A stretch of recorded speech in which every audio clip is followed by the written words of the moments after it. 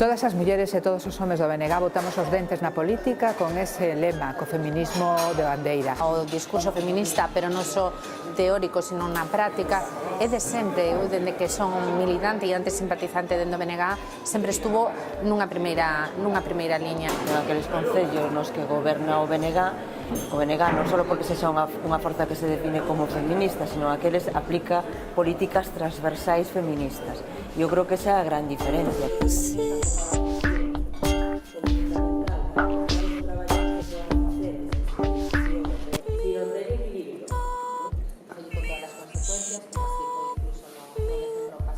Sempre pode haber resistencias non naturais pola sociedade na que vivimos, porque vivimos no patriarcado, pero de todas maneiras, unha vez que se comproba a bondade ou as virtualidades desas iniciativas, ao final acaban asentándose e chegan a ser incuestionables. Se ti queres facer un urbanismo feminista, está claro que iso choca xustamente cunha maneira de concebir os espazos onde as mulleres non teñen cabido, onde todo está deseñado xustamente para o coche, para o varón, para determinados tipos de movimentos. O feminismo nos beneficia a todas as persoas, non?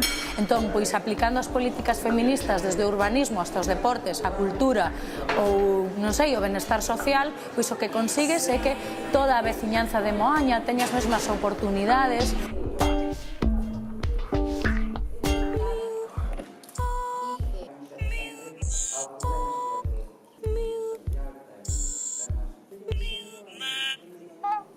Nós somos un concello pequeno onde todos os cargos ou todos os postos que teñen algunha referencia social, pois algo tan esencial como a pediatra, a médica, a directora da escola, a aparelladora, a secretaria, todo está ocupado por mulleres e iso non se visibilizaba. Nos puxemos en marcha un programa que é Olladas de Igualdade, que tenta visibilizar a través da fotografía, neste caso dun arte como a fotografía, a relación da muller co mundo laboral, non só co mundo laboral remunerado, sino co mundo laboral do día a día tamén nas vivendas e estas labores que non están recoñecidas como tales. Nós agora mesmo estamos traballando cun proxecto que se chama Camiñando Xuntos pola Igualdade, no que temos, ainda que parezca paradóxico, dous grupos, un grupo de homes e un grupo de mulleres. Realmente fixámoslo así para que acaben confluindo nun único grupo de homes e mulleres traballando pola igualdade en Carballo, porque os puntos de partida entendemos que son completamente distintos. O punto de partida das mulleres e dos homes non é o mismo, evidentemente, porque senón non terían razón de ser este tipo de programas.